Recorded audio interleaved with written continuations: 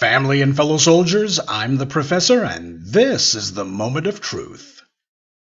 Before we get started with this morning's briefing, I think I should say from the outset that this is going to be a different conversation than the one that we normally have.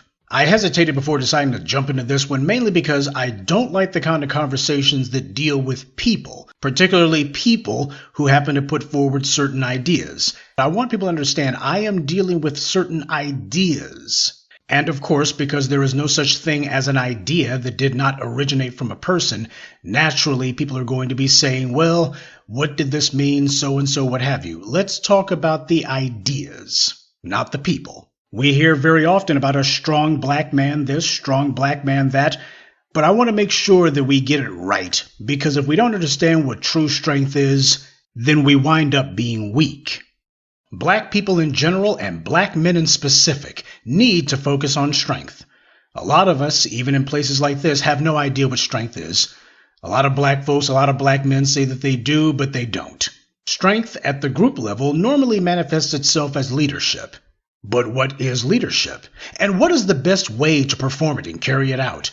Well, first of all, leadership is not just one thing. Some people speak of it as if it's just this one thing, and it's not. It's a combination of elements. Character, intelligence, resources, ethics. Character comes first because it has to.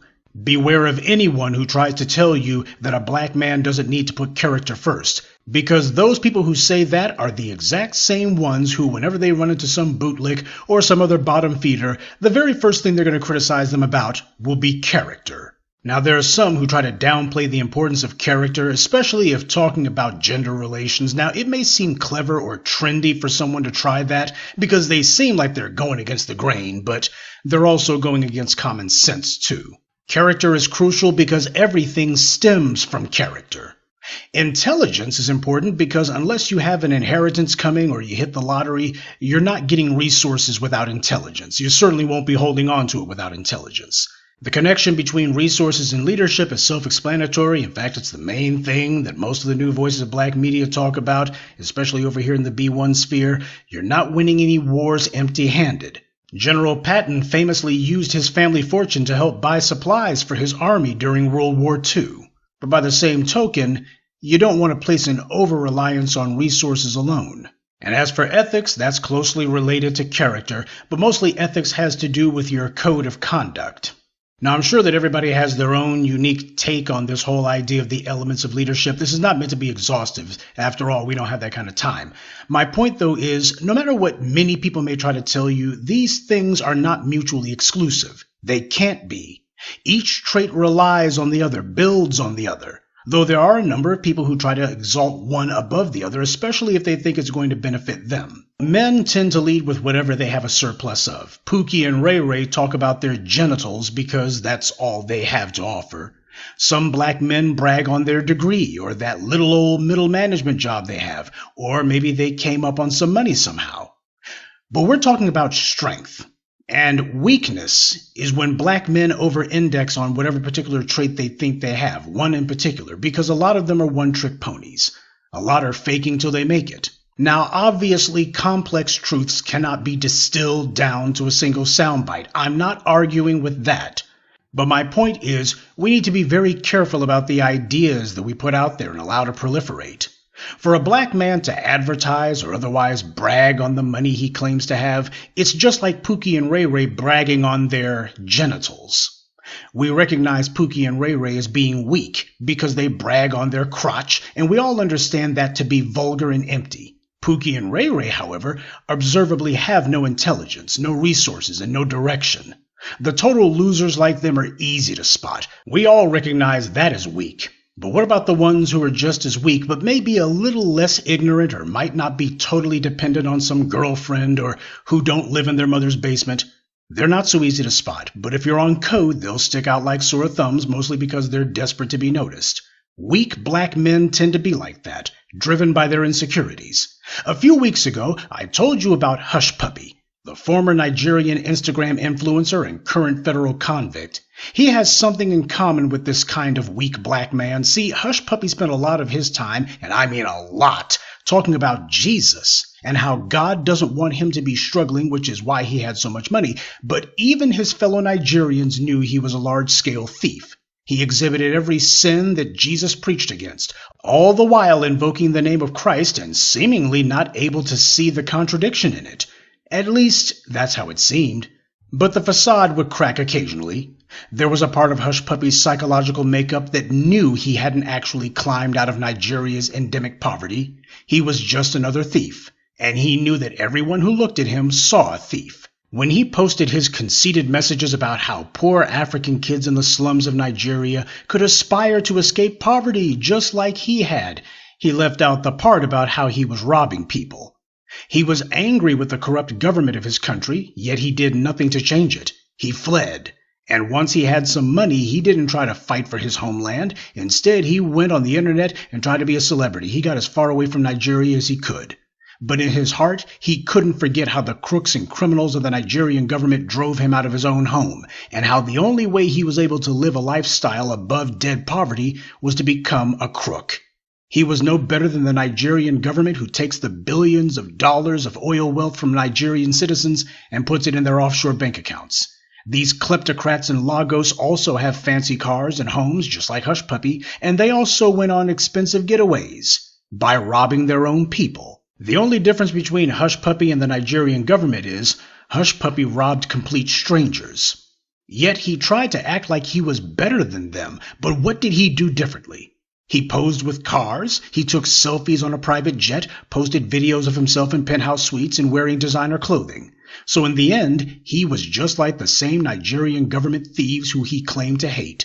And you know that ate him alive. He knew he was a moral fraud and a perverted hypocrite. He was desperate to feel like a good man, though. For all his empty boasting and bragging, he desperately wanted to find a way to live with himself. He knew what a moral contradiction he was. No, he knew what a moral failure he was. He was desperate to feel like he was decent. Worst of all, he knew that everyone else who looked at him could see right through him.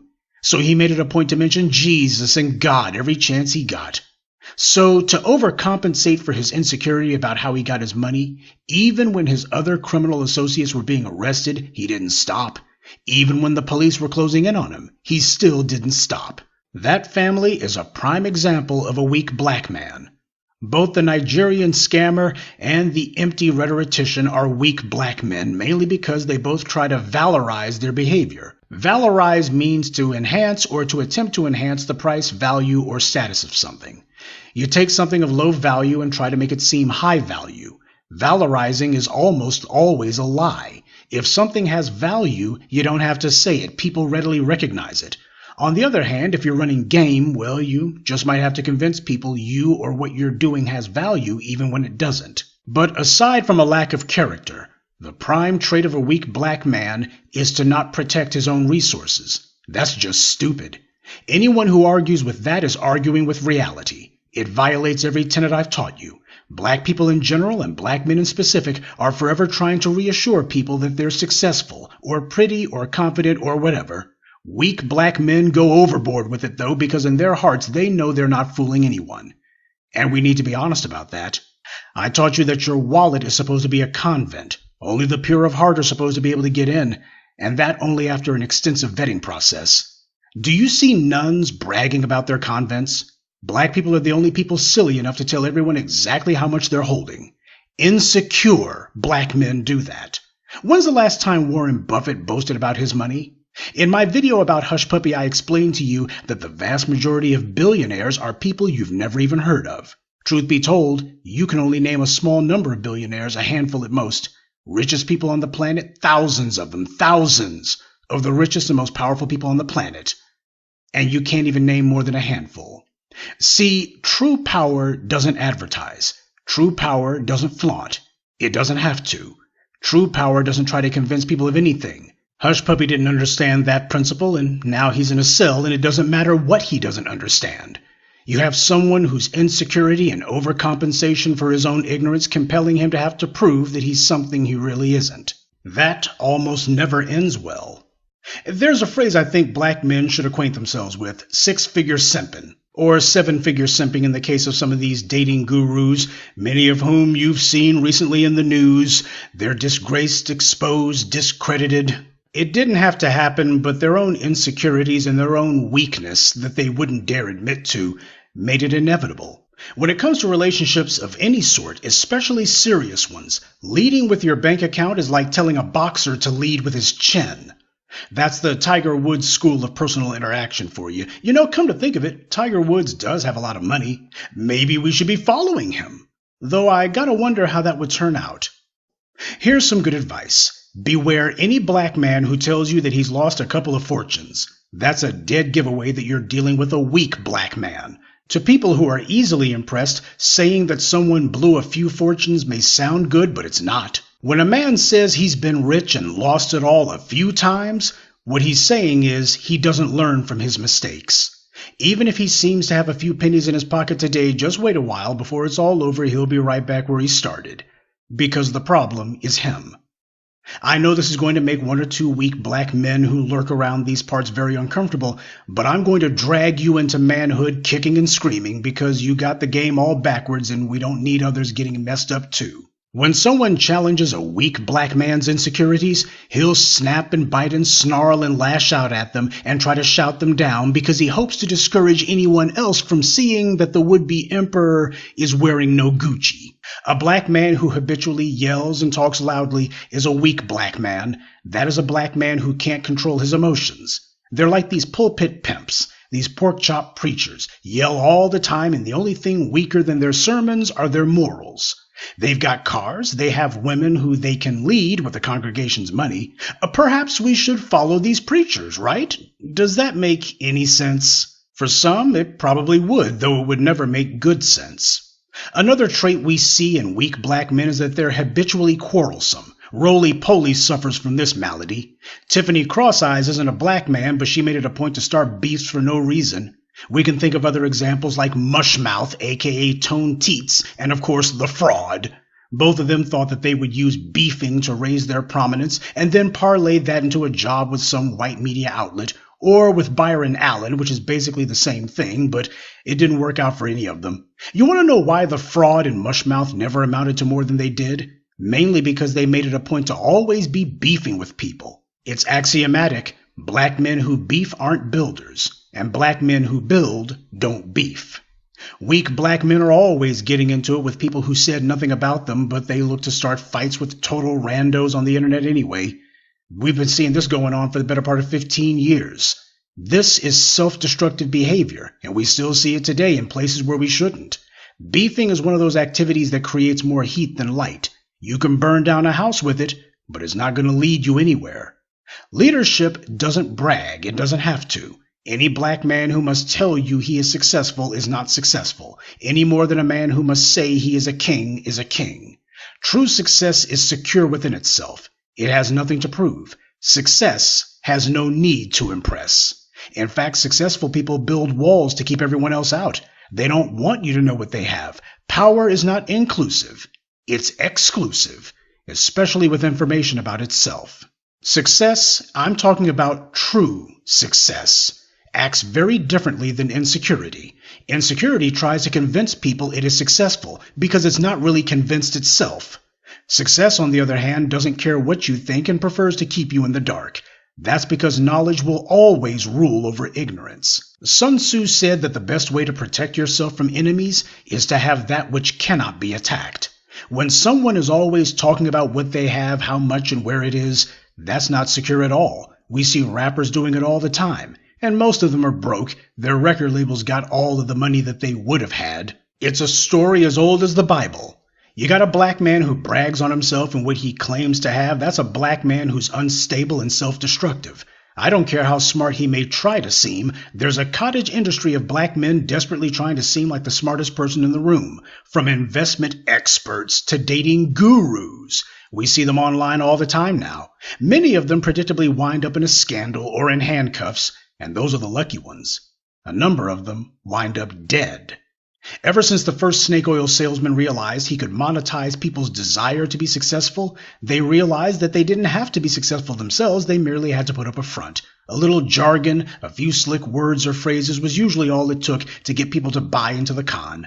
It's been going on in earnest since the 1980s. Today's success gurus are merely the digital age equivalent of the 1980s infomercial selevangelists.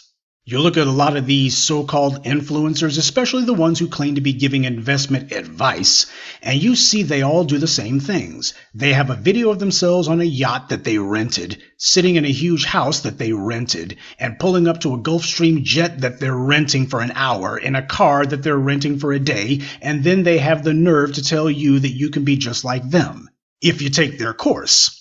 Seems everyone's pimping some course, usually about real estate or making money off the stock market, but the scam is the same. Give me some money and I'll tell you how to get rich. Doesn't take much imagination, though, to figure out that these gurus make their money off the courses they sell. A shocker, I know. Hell, this little influencer as financial advisor hustle, they're literally teenagers and early 20-somethings claiming that they can make you rich. It's a BS parade. They yell, God knows they yell. They point a lot, and for some people, this phony exuberance and insincere excitement is enough to get their money, but I hope that you'll be smarter. Recently, a lot of people have begun to examine Forbes magazine, especially their so-called 30 under 30 list. It's supposed to be a list of the most successful millennials out there. I guess this is Forbes' idea of reaching out to younger readers. What a lot of people have recently figured out, though, which should have been obvious a long time ago, is that a disproportionate number of the people on the Forbes 30 under 30 list wind up under indictment, under investigation, sued for fraud, etc., or in prison.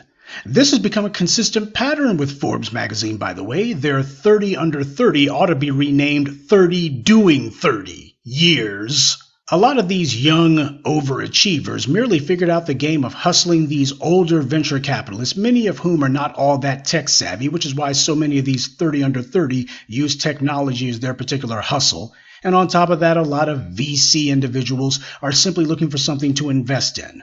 A lot of these companies started by these 20-somethings turn out to be shams and scams. They claim to have products that they didn't actually have, or sell client lists that didn't actually exist, or that they were offering products or services that they didn't truly have, and even if they didn't have any true value. This game is especially popular among the crypto bros, a number of whom do rug pulls, conning people out of millions, only to disappear without a trace immediately afterwards. A strong black man leads with his character. His resources are the result of his intelligence. But the true treasure is, this is a man of integrity. This is a man whose words and deeds occupy the same space. This is a man who's looking to build people up, not looking to BS them over. Weak black men, of course, make it a point to discount this fact because they're deficient in the character department. Pookie and Ray Ray lean on their bedroom prowess because that's all they have. That kind of weak black man tries to use his perceived success in the bedroom as his basis for leadership, because that's the only skill he's cultivated. He wants men to follow him because women do. That's totally backwards. That's not a leader. That's a Pied Piper. You're supposed to grow out of that kind of behavior in middle school, but sadly, a lot of us grow older, though never grow up. Some black people simply never learn to overcome their own insecurities. And the black man who talks about his W-2 as his basis for leadership will lean entirely on that until you mention somebody who has more money and ask, well, why shouldn't we follow them? Then it becomes a discussion about character, which is what it should have been from the very beginning. Take Suge Knight, for example. He had a lot of money, and now he has a lot of prison time. Should we follow him? Fox News and these white right-wing think tanks have a number of Negroes on their payroll who make six figures and more every year dogging out black people. I don't think that we should follow them no matter how much they make. As black men, we are the leaders of our community, but we won't be leading anyone anywhere if we ourselves are wrong. So let's forward a conversation that's actually rooted in reality, one that actually has the balance that truth requires. Run silent, run deep. The operative term there being silent. Lead with your head because money can't think, but act with your resources because that has the greatest impact. Don't brag, boast, or yell. Talk is cheap, but talking too much is expensive. Strength.